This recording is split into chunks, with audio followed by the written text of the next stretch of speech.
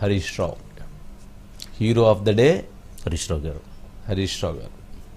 ఎందుకు hero of the day Harish Rao garu అంటున్నానంటే, హరీష్ రావు బలమేంటో తెలంగాణ ప్రజానీకానికి కాంగ్రెస్ ప్రభుత్వం చూపించింది.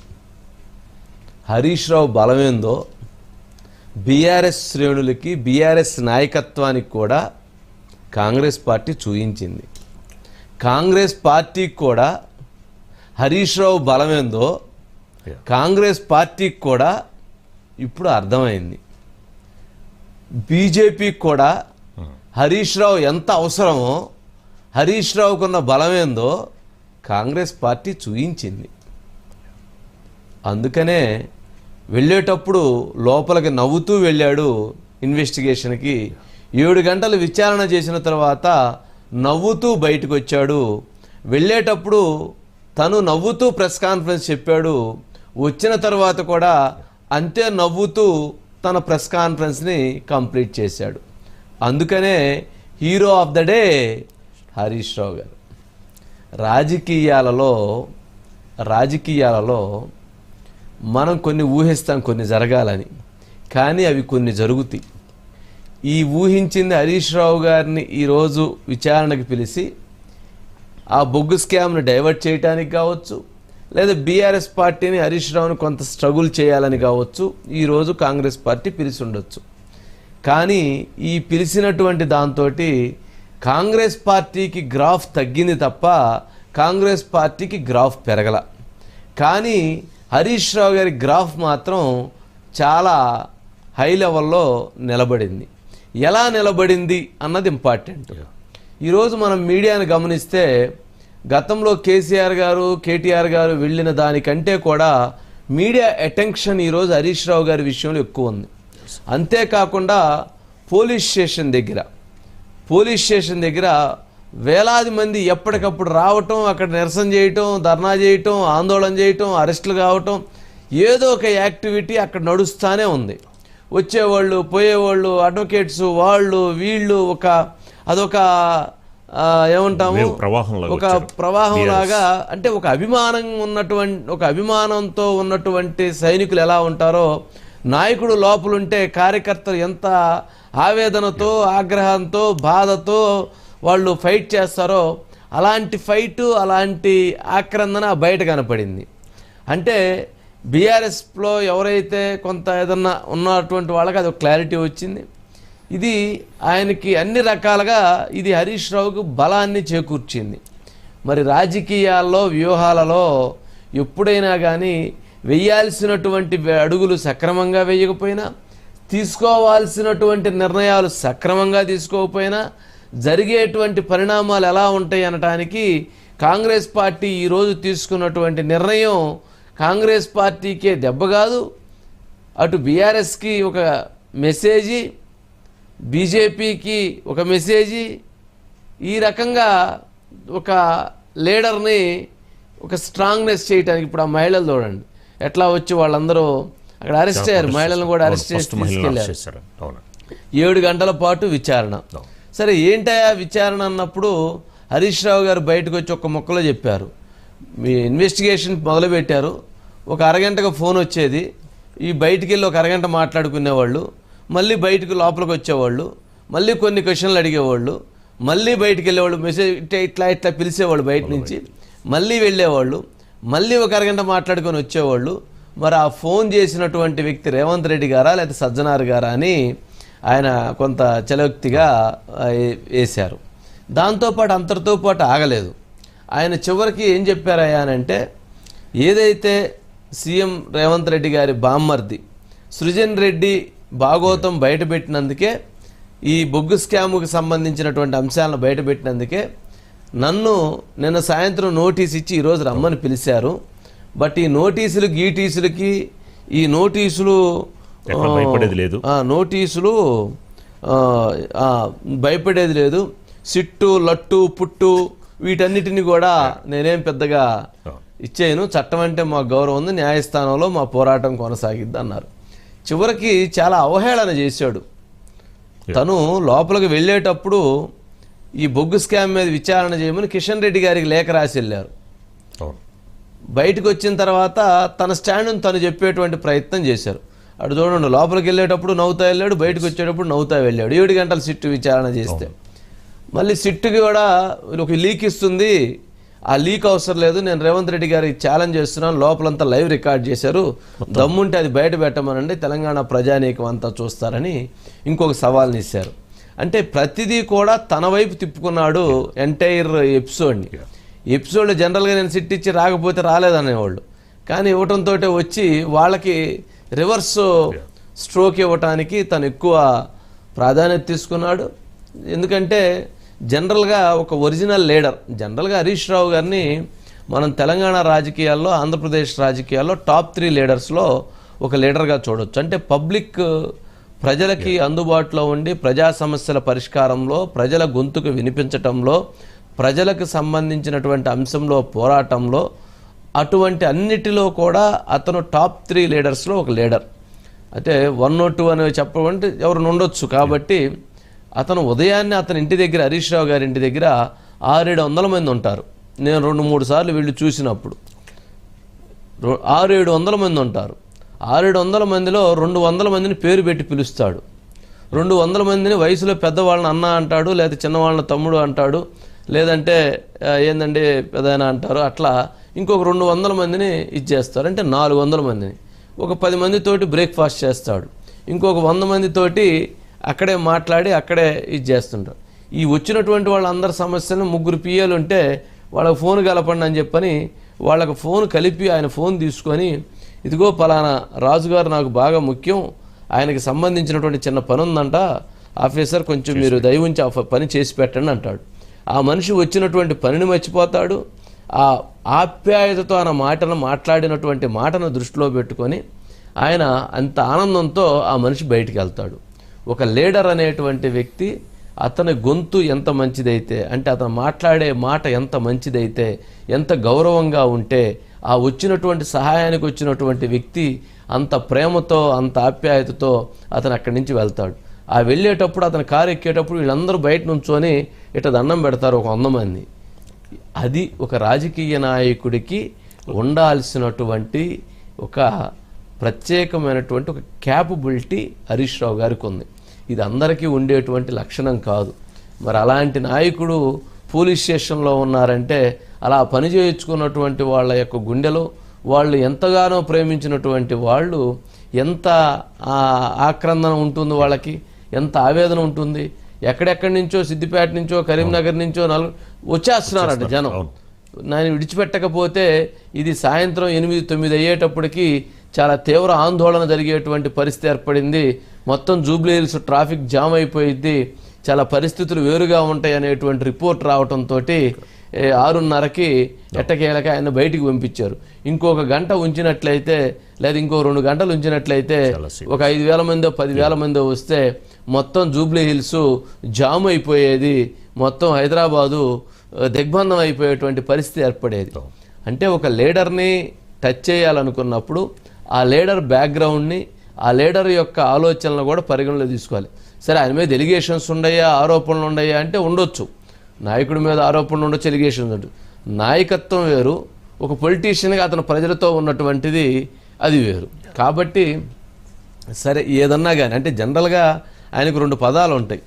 హరీష్ రావు గారిని పిలిచేటువంటి పదం ఏంటయ్యా అంటే ట్రబుల్ షూటర్, రెండోది పొలిటికల్ స్ట్రాటజిస్టు. ఆయన సమస్యని, ఎక్కడ ఏ సమస్య ఉన్నా ఆ సమస్యని పరిష్కరించడంలో ఆయన ట్రబుల్ షూటర్.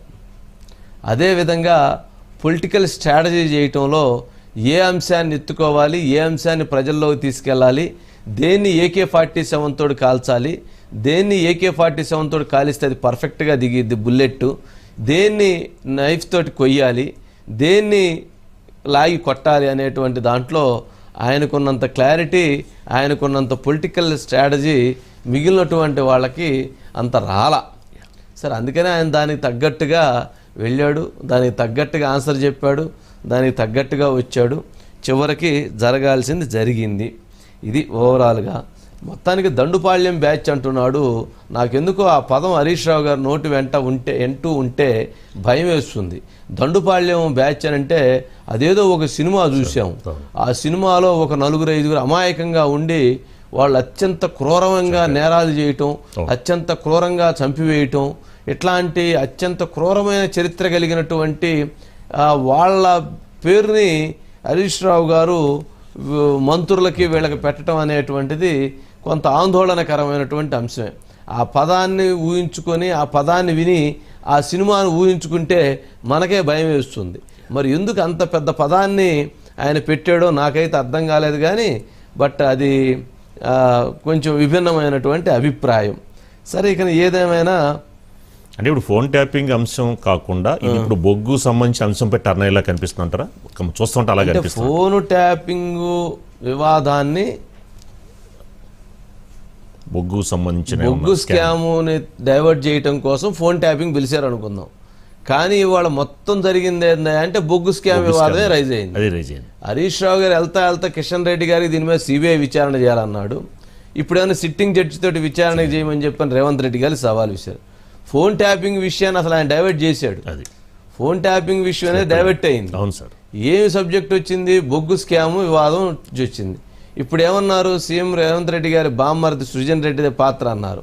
సృజన్ రెడ్డి ఎవరయ్యా అంటే ఆయన ఉపేందర్ రెడ్డి ఎమ్మెల్యే, పాలేరు ఎమ్మెల్యే ఉపేందర్ రెడ్డి అల్లుడు, బీఆర్ఎస్ ఎమ్మెల్యే అల్లుడు ఆయన. కానీ రేవంత్ రెడ్డి గారికి, గీత గారికి ఎక్కడో చుట్టం. సరే, ఏదన్నా కానీ బంధుత్వాలు లేకుండా ఎట్లా ఉంటాయి? కానీ ఇది వదిలేశాడు, అది పట్టుకున్నాడు. అంటే ఏది ఎట్లా పట్టుకోవాలి, ఏది ఎట్లా వదలాలి అనే దాంట్లో ఇప్పుడు కిషన్ రెడ్డి గారికి లేఖ రాయాల్సిన అవసరం ఏంది? సిట్టు విచారణకి వెళ్తా రాసి దాన్ని మొత్తాన్ని చర్చలోకి తీసుకొచ్చాడు. సిబిఐ విచారణ చేయమంటున్నాడు. ఇప్పుడు సిట్టింగ్ జడ్జి విచారణ అంటున్నాడు. ఈ రెండు జరిగేవి కాదు.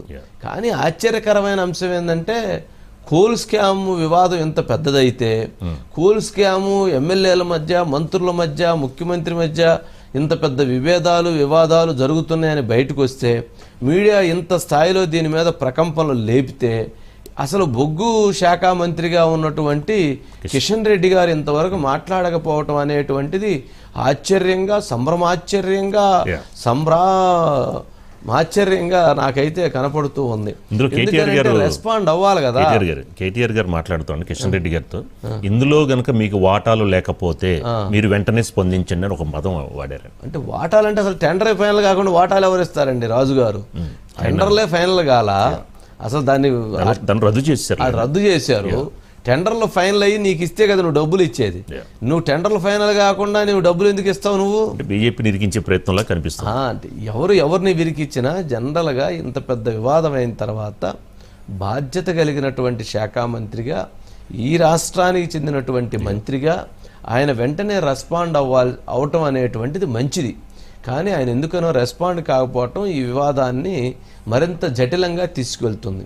లేదు అంటే హరీష్ రావు గారు రాసినటువంటి దాని మీద ఎంక్వైరీకి, సిబిఐ ఎంక్వైరీ కాకపోతే ఇంకొక ఎంక్వైరీకి విచారణకు ఆదేశించమనండి, తప్పు లేదు. అది ఆయన గౌరవాన్ని పెంచే అంశం. ఆయన గౌరవాన్ని తగ్గించుకునే విధంగా ఆయన మాట్లాడకపోవటం అనేటువంటిది అది చర్చనీయ అంశం. ఇప్పుడు కేటీఆర్ గారు అదే ఆయన మాట్లాడుంటే ఆయన కామెంట్ చేయడు కదా. మీకు వాటాలు, ఆయనకేం వాటాలు ఉంటుంది? ఈ గొడవ ఇక్కడ అయితే కదా. యాక్చువల్లీ 51% తెలంగాణ, 49% కేంద్రం. 49%లో కూడా 2 డైరెక్టర్లు ఉన్నారు. వాళ్ళు కూడా వీళ్ళొక్కరు అనుమతే కాదు, వాళ్ళ అనుమతి కూడా కావాలి. మరి ఈ అనుమతుల మధ్య ఇక్కడ అసలు ఏం జరిగిందో, పైన ఏం జరిగిందో, లోపల ఏం జరిగిందో, కింద ఏం జరిగిందో, ఆ కింద ఏం జరిగిందో, ఆ పక్కన ఏం జరిగిందో ఎవరు తెలుసు? ఆ గదుల్లో ఏం జరిగిందో, వెనకమాల గదిలో ఏం జరిగిందో, ముందు గదిలో ఏం జరిగిందో, ఎక్కడెక్కడ ఏం జరిగిందో మనకేం తెలుసు? సరే, ఏదో జరుగుతూ ఉంది. సరే, మనం ఏమంటానంటే, నేను ఈరోజు hero of the day Harish Rao garu. Congress party ఆయన కదిలించి ఆయన సిట్టు విచారణకు పిలిచి ఆయన బలం ఎంత, ఆయన శక్తి ఎంత, జనంలో ఉన్నటువంటి ఆదరణ ఎంత, ఆయన కోసం వచ్చి పోరాడేటువంటి జనం ఎలా ఉంటారు, ఆయన కోసం జనం ఏ విధంగా జిల్లాల్లో రెస్పాండ్ అయ్యి ముందుకు వస్తారు అనేటువంటిది ఇటు బీఆర్ఎస్ పార్టీకి, ఇటు కాంగ్రెస్ పార్టీకి, ఇటు బీజేపీ పార్టీకి అందరికీ కూడా ఆయన చక్కగా ఉదాహరణలతోటి ఆయన చక్కగా తెలియజేశారు కాంగ్రెస్ పార్టీ వాళ్ళు. అందుకని హరీష్ రావు గారు చెప్పాల్సింది ఏదన్నా ఉంటే, థ్యాంక్స్ రేవంత్ రెడ్డి గారికి కాంగ్రెస్ పార్టీకి చెప్పాల్సినటువంటి అవసరం ఉంది. అందుకే ఇందాక అన్నాడు, ఆయన పరోక్షంగా అన్నాడు, నోటీసు మాకు తక్కిన గౌరవంగా భావిస్తానన్నాడు. ఆయనేమో అనకు చెప్పకుండా చెప్పలా, థ్యాంక్స్ ఇండైరెక్ట్గా చెప్పాడు. ఎవరికి? రేవంత్ రెడ్డి గారికి, కాంగ్రెస్ పార్టీకి ఇండైరెక్ట్గా థ్యాంక్స్ చెప్పాడు. నువ్వు పిలవబట్టే కదా నాకు ఇంత ఇది వచ్చింది, ఆయన బలం తెలుసు. అంటే జనంలో ఈరోజు మొత్తం డైవర్ట్ చేశారు కదా. దావోస్లో పోయిన రేవంత్ రెడ్డి గారిది ఇదంతా ఎటో పోయింది, ఎక్కడేదో పోయింది, అసలు ఏ సబ్జెక్టు లేదు, ఒకటే సబ్జెక్టు. అంటే ఇది ఒక పొలిటికల్ గేమ్ చేసేటప్పుడు ఎవరిని ఎలా హ్యాండిల్ చేయాలి, ఎవరిని ఎలా కదిలించాలి, ఎవరిని కదిలించకూడదు, అది ఒక చాలా జాగ్రత్తగా చేయాల్సిన అంశం. అంటే ఒక విధంగా ట్రైల్ అనుకోవచ్చు అంటారా? హరీష్ రావు గారికి బలగం ఎంత ఉందనేది ఒక విధంగా ట్రైల్ వేయడం కోసం. ట్రైల్ ఏం కాదు, అవన్నీ అందరికీ తెలిసిన అంశమే. అంటే ఆయన గురించి వాళ్ళకి తెలుసు, వీళ్ళకి తెలుసు, అందరికీ తెలుసు. కాకపోతే ఏదో అయ్యిద్ది అనుకున్నారు, అది ఏదో అయింది. బుమ్రా బైట్స్ ఉన్నట్టుంది కదా, ఒకసారి బైట్స్ ప్లే చేయండి. హరీష్ రావు గారు బయట ఉంటే. నీకు ధైర్యం ఉంటే 6 గ్యారెంటీల మీద మాట్లాడదాం, రైతు రుణమాఫీ మీద మాట్లాడదాం, బొగ్గు కుంభకోణం మీద మాట్లాడదాం, ఇండస్ట్రీస్ కుంభకోణం మీద మాట్లాడదాం, భూముల కుంభకోణం మీద మాట్లాడదాం, పవర్ కుంభకోణం మీద మాట్లాడదాం, ఏ కుంభకోణం మీద మాట్లాడదాం. నీ ప్రభుత్వం కుంభకోణాలకు నిలయంగా మారింది. నీ ప్రభుత్వం ఇవాళ మొత్తం ఎక్కడికక్కడ దోచుకొని తింటా ఉన్నారు. అందిన కాడికి దండుపాలెం ముఠాలాగా దోచుకుంటా ఉన్నారు మీరు. మీ దోపిడికి మేము అడ్డు వస్తున్నామని కేటీఆర్ గారు ఎక్కడికక్కడ ప్రశ్నిస్తున్నారని నువ్వు చిల్లర రాజకీయాలకు పాల్పడతా ఉన్నావు. నువ్వు సిట్టు లట్టు పొట్టు ఎన్నన్నేసుకో, ఏమన్నా చేసుకో, మాకు న్యాయస్థానాల మీద గౌరవం ఉంది. నువ్వు ఎక్కడికి పిలిచినా వస్తా, ఎన్నిసార్లు పిలిచినా వస్తా, నిజాయితీగా సమాధానాలు చెప్తాం, మేము భయపడం. నీ చిల్లర రాజకీయాల మీదనే మాకు అసహ్యం ఉంది, వెగటు పుడతా ఉంది ప్రజలకు. నీ భాష, నీ మాటలు వింటా ఉంటే రోత పుడతా ఉంది ఇలా రాష్ట్ర ప్రజలకు. రేవంత్ రెడ్డి గారు చూసుకో, అసలు ఇడిచిపెట్టాం, నేను ఇంకా గట్టి కొట్లాడతాం. నాకు తెలిసి ఇలా మళ్ళీ లీక్ ఇస్తారు, ఇట్లా అయిందట అట్లా అయిందట, లోపల ఓ చిల్లర లీక్ ఇస్తారు. దమ్ముంటే వీడియో బయట పెట్టు. ఇది బీఆర్ఎస్ మనం ఎలా చూడొచ్చు సార్? ఒక విధంగా భయం అనుకోవచ్చా, లేదా బల ప్రదర్శన అనుకోవచ్చు? బీఆర్ఎస్ బల ప్రదర్శన కాదు, కానీ హరీష్ రావు బలం ఏందో అందరూ చూశారు. బీఆర్ఎస్ పార్టీలో కూడా ఒక రకమైన ఒక వాదన ఉంది, ఆయన గ్రూపు, ఈయన గ్రూపు, ఈ గ్రూపులని. ఈ గ్రూపులు ఏం లేదు, హరీష్ రావు బలం ముందు, హరీష్ రావు గ్రూప్ ముందు మిగిలిన గ్రూపులు అన్నీ కూడా దిగదుడిపోయి చిన్నవే. చిన్నవే అంటే ఈయన మీద ఉండే ప్రేమ ఎక్కువ అనేది చూపించారు. వాళ్ళేం తక్కువ కాదు, కానీ వాళ్ళు తక్కువ కాదు, కానీ ఈయన ఉన్నటువంటి స్ట్రెంగ్త్ కొంత అందరికీ అర్థమైందేమో అనిపించింది. సరే, అజిత్ గారు ఉన్నారండి. అజిత్ గారు ఏనండి, మొత్తానికి ఈరోజు hero of the day Harish Rao garu అనుకుంటా. మొత్తానికి అడి చేసి ఇడి చేసి కాంగ్రెస్ పార్టీ వాళ్ళు ఈరోజు మొత్తం ఆయనకు అప్పచెప్పారు, మొత్తం ఆయన చేతుల్లో పెట్టారు. ఆయన బలాన్ని, ఆయన బలగాన్ని అందరికి చూపించారు అన్ని పార్టీలకి. ఏమంటారు? ఇది నా అభిప్రాయం, మీ అభిప్రాయం ఏంటి? ఖచ్చితంగా వంశీ గారు, ఎందుకంటే నిన్న రాత్రి 9 గంటల సమయంలో ఆయనకి ఆ సమయంలో కూడా హరీష్ రావు గారు కొంతమంది డాక్టర్లతోటి మీటింగ్ అయి ఉన్నారు ఈరోజు. అంటే గతంలో ఆయన వైద్య ఆరోగ్య శాఖ మంత్రిగా పనిచేశారు కాబట్టి కొన్ని సమస్యలు వాళ్ళు హరీష్ రావు గారి దృష్టికి తీసుకెళ్ళినప్పుడు నైట్ 9:30 అప్పుడు ఆయన డాక్టర్స్తో సమావేశం అయి ఉన్న సమయంలో సీటు తీసుకెళ్లి సీటు నోటీసులు అక్కడ కోకాపేటలో ఆయన నివాసంలో ఇచ్చారు వంశీ గారు. ఆ తర్వాత వెంటనే సిద్దిపేట నుంచి ఆయన రాత్రి హడావుడిగా అక్కడి నుంచి ఎక్కడా కూడా, అంటే కొంత సమయం కావాలనో లేదంటే ఒక్క 12 గంటల్లో ఎలా హాజరు కావాలనో అదేమీ అనకుండా నేరుగా సిద్దిపేట నుంచి ఆయన హైదరాబాద్కి వచ్చి సిట్ విచారణకి హాజరయ్యారు. ముందు బీఆర్ఎస్ భవన్కి వెళ్ళి అక్కడి నుంచి సిట్ విచారణకి హాజరయ్యారు వంశీ గారు. ఈ సందర్భంగా ఇంత తక్కువ సమయంలో హరీష్ రావు గారు సిట్ విచారణకి రావడం ఒకటైతే, మరోవైపు పెద్ద ఎత్తున కార్యకర్తలు మనం చూసాం వంశీ గారు. అటు బీఆర్ఎస్ ఆఫీస్ నుంచి, అదేవిధంగా ఉదయాన్నే కోకాపేట నివాసం దగ్గరికి ఎంతమంది వెళ్ళారు, అక్కడి నుంచి బీఆర్ఎస్ ఆఫీసు, అక్కడి నుంచి సిట్ కార్యాలయం, జూబ్లీ హిల్స్ పోలీస్ స్టేషన్. అంటే ఏదో జరిగిపోతోంది తమ అభిమాన నాయకుడికి అన్న ఒక భావన ఎంతమంది ప్రజల్లో కనిపించింది అనేది మనం చూసాం వంశీ గారు. ఈ మధ్య కాలంలో మహిళలు ఇంతమంది ఇటీవల కాలంలో వచ్చి అక్కడ నిరసనకి దిగి అరెస్ట్లు అవ్వడం అనేది కూడా ఈరోజు హరీష్ రావు గారి సిట్ దీని సందర్భంగానే, విచారణ సందర్భంగానే చూసాము. అయితే ఒకటి అంటే ఇచ్చిన నోటీసులకి ఈ రోజు జరిగిన దర్యాప్తుకి కానీ విచారణకు కానీ సంబంధం లేదనే భావన వినిపిస్తోంది వంశీ గారు. ఎందుకంటే ఇచ్చింది 160 సిఆర్పిసి కింద నోటీసులు ఇస్తే దాంట్లో ఎక్కడా కూడా అడగడంలో కూడా బలవంత పెట్టకూడదు, చాలా మైన్యూట్, అంటే వాళ్ళు ఇష్టం ఉంటే చెప్పొచ్చు, ఇష్టం లేకపోతే చెప్పకుండా ఉండొచ్చు వంశీ గారు. అది 160 సిఆర్పిసి. కానీ దానికి కనీసం న్యాయవాదుల్ని అనుమతి ఇవ్వకుండా ఇంతసేపు కూర్చోబెట్టి అందులో కూడా ప్రతి గంటకి ఒకసారి బయటకు వెళ్ళడము, వేరే వాళ్ళతో మాట్లాడడము, మళ్ళీ రావడము, మళ్ళీ మాట్లాడడము, ఇలా అంటే పూర్తిగా ఒక రకంగా. వంశీ గారు చెప్పండి, అసలు హరీష్ రావు గారు వాళ్ళని ప్రశ్నించుంటారంటారా, లేకపోతే వాళ్ళు హరీష్ రావు గారిని ప్రశ్నించుంటారంటారా? ఖచ్చితంగా హరీష్ రావు గారే ప్రశ్నించుంటారు వంశీ గారు. ఎందుకంటే ఆయన అనేది ఒకటే మాట. ఒకటి, ఆ సమయంలో బీఆర్ఎస్ ప్రభుత్వం ఉన్న సమయంలో హరీష్ రావు గారు హోంమంత్రి కాదు, డీజీపీ కాదు, లేదా అంటే ఒకవేళ ఫోన్ ట్యాపింగ్కి సంబంధం ఏదన్నా ఉంటే ఆ రోజు సీఎంకు ఉండాలి, లేదంటే ఈవెన్ ఐటీ మినిస్టర్కో లేదంటే డీజీపీకో వీళ్ళకు ఉండాలి. ఆ ఏది లేని నన్ను ఫోన్ ట్యాపింగ్కి సంబంధించి ఎలా ప్రశ్నిస్తారని అనేది ఆయన క్వశ్చన్ చేసినట్టు తెలిసింది. ముఖ్యంగా ఒకవేళ అలా ప్రశ్నించాల్సి ఉంటే మాజీ డీజీపీగా ఉన్న మహేందర్ రెడ్డి గారిని, అదేవిధంగా ఆ రోజు ఇంటెలిజెన్స్ చీఫ్గా ఉండి ఈరోజు డీజీపీగా ఉన్న శివధర్ రెడ్డి గారిని, ఇద్దరిని కదా నోటీసులు ఇవ్వాల్సిందని హరీష్ రావు గారు అక్కడ అడిగినట్లుగా తెలుస్తోంది వంశీ గారు. అంటే తర్వాత మీడియాతో చిట్ చాట్ సందర్భంగా ఈ అంశాలు ఆయన ప్రస్తావిస్తున్నారు. ఆ నేపథ్యంలోనే అంటే అసలు వాళ్ళకి ఇవ్వకుండా హరీష్ రావు గారిని ఎందుకు టార్గెట్ చేశారు అని అనేది ఇక్కడ ప్రశ్న. దాంట్లో సరే టార్గెట్ చేస్తే మనం వంశీ గారు గతంలో కవిత గారు ఒక మాట అన్నారు వంశీ గారు, మద్యం కుంభకోణంలో కానీ మద్యం స్కామ్ విషయంలో కవిత గారిని అరెస్ట్ చేయడానికి వచ్చినప్పుడు ఎవ్వరు కూడా కనీసం పార్టీ కార్యకర్తలు కూడా రాలేదు, ఈవెన్ ఎయిర్పోర్ట్ వరకు నేను ఒక్కదాన్ని వెళ్ళాను, కనీసం ఇంట్లో వాళ్ళు కూడా తోడు రాలేదు అన్నారు. ఆ తర్వాత కేసీఆర్ గారు సిట్ ముందుకి హాజరవ్వాల్సి వచ్చినప్పుడు కేసీఆర్ గారు వెనక కూడా జనం లేరు అన్నారు. ఎవరు వెనక లేరు కానీ హరీష్ రావు గారు వెనక ఉంటారు అని అనేది ఆయన ఆరోపిస్తా అన్నారు. అంటే కార్యకర్తల అభిమానము, కార్యకర్తలకు అందుబాటులో ఉండడము, నిత్యం జనం మధ్య ఉండడము, జనం సమస్యలను అనుక్షణం ఆయన అది ఖచ్చితంగా పరిష్కరించే ప్రయత్నం చేయడము, పరిష్కరించడము. కానీ అసలు ఫోను సిట్టు విచారణ ఈ గోలంతా ఎటో పోయింది. అసలు అంతా నైని బొగ్గు స్కామ్ గురించే అసలు ఈ ఫోన్ ట్యాపింగ్ విచారణ అనే దాన్ని పూర్తిగా డైవర్ట్ చేసినట్లున్నారు కదా.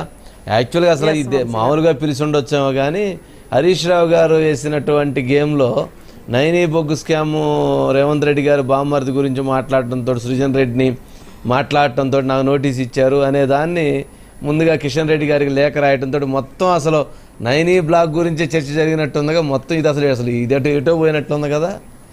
ఎస్ వంశీ గారు, అంటే మొత్తం ఒక్క తెలంగాణ రాజకీయాలు కాదు, కొంత ఆంధ్రప్రదేశ్కి సంబంధించిన కొంతమంది వ్యక్తులే కాదు, చివరికి కేంద్రానికి సంబంధించి కూడా ఈరోజు రాజకీయాలు నైని బ్లాక్ చుట్టూ తిరుగుతున్నాయి వంశీ గారు. ఎందుకంటే నైని బ్లాక్ అనేది చాలా అత్యంత పొటెన్షియల్ ఉన్న బొగ్గు, అదేవిధంగా క్వాలిటీ కూడా G10 అంటారు. అది పూర్తిగా థర్మల్ పవర్ ప్రొడక్షన్లో ఇది నాణ్యమైన బొగ్గు వంశీ గారు. అలా అందులో మొత్తం ప్రపంచవ్యాప్తంగా కూడా బొగ్గు నిల్వలు తగ్గిపోతున్న క్రమంలో నైని బ్లాక్ అనేది ఒక కామధేనువులాగా కనిపించింది అందరికీ. అందుకే అందరి కళ్ళు ఈజీ మనీ చుట్టూ పడినట్లుగా అందరి కళ్ళు పడ్డాయి వంశీ గారు. గతంలో కూడా ఈ టెండర్లకు సంబంధించి పెద్ద ఇష్యూ అయ్యి కోమటిరెడ్డి వెంకటరెడ్డి గారు పార్లమెంట్లో ప్రస్తావించి ఇన్ని జరిగిన తర్వాత మళ్ళీ దీనికి సంబంధించి ఆ రోజు టెండర్లు రద్దయినాయి. ఇప్పుడు తాజా టెండర్లు మళ్ళీ పిలవడంతో ఒక ఏమంటారు తేనె తుట్టిని కదిపినట్లు అవుతోంది వంశీ గారు. ఇక్కడ ప్రధానంగా ప్రభుత్వంలో ముగ్గురి మధ్య అంటే ఇద్దరు మంత్రుల మధ్య వివాదం అని అన్నారు. అయితే ఇప్పుడు బీఆర్ఎస్ ఆరోపణ మూడో అసలు ముఖ్యమంత్రి గారి మీద కూడా బీఆర్ఎస్ ఆరోపిస్తోంది. అదేవిధంగా ఈవెన్ వచ్చింది. ఆ సందర్భంగానే రేవంత్ రెడ్డి గారు ఆ రోజు సవాల్ చేశారు, ఆయన మాకు సంబంధం లేదు, ఉందని నిరూపిస్తే దేనికైనా సిద్ధమని చెప్పి ఆ రోజు రేవంత్ రెడ్డి గారు సవాల్ చేశారు. అసలు ఆయన మీద కూడా విచారణ చెయ్యాలి అని అనేది ఆ రోజు రేవంత్ రెడ్డి గారు అన్నారు. అదే సృజన్ రెడ్డి గారి గురించి ఈ రోజు మొత్తం ఆయన పేరు వచ్చింది. బొగ్గు మొత్తం కూడా నైనిని మొత్తం కూడా సృజన్ రెడ్డికి సంబంధించిన బినామీలకి అప్పగించడానికి ప్రయత్నం జరుగుతోందంటూ ముఖ్యమంత్రిని ఈ వివాదంలోకి లాగారు. మొత్తం మీద అసలు టెండర్లు రద్దయినాయి. ఇందులో మొత్తంలో కూడా కూడా 49% కేంద్రం వాటా ఉంది. ఈ రోజు కిషన్ రెడ్డి గారిని కూడా నిలబెట్టారు. ఆ నిలబెట్టిన నేపథ్యంలో గతంలో టెండర్లలో అదాని అదే విధంగా జిందాల్ ఇలా హేమీలు పాల్గొన్నారు వంశీ గారు. ఇప్పుడు ఇట్లా ఏమంటారు పిట్టపోరు పిల్లి తీర్చిందని వీళ్ళు అనుకొని చివరికి అక్కడికి వెళ్తాయేమో నైని బ్లాక్ అని అనేది కనిపిస్తుంది. అది ఎట్లా అయిపోయింది కదా అస్తి గారు. అంటే దీన్ని ఎటు చేయాలో అటు చేశారు. ఎవరికి చేరాలో వాళ్ళకి చేర్చే విధంగానే ఈ గొడవలు, ఈ కర్పణ్యాలు, ఈ కక్షలు ఇవన్నీ దీంట్లో అగ్గిపొలాలు వేయటం, దీంట్లో చుచ్చుబుడ్లు పెట్టడం, దీంట్లో టపాసులు గాలి చేయటం ఇవన్నీ జరిగిందేమో డౌట్ ఉంది కదా. సరేనండి, రైట్ అస్తి గారు. అంటే గతంలో ఈ బొగ్గు సంబంధించి మన్మోహన్ సింగ్ కూడా ఈ బొగ్గు మసి అంటిందండి. అదే ఓకేనండి. మళ్ళీ తెలంగాణ మంత్రులు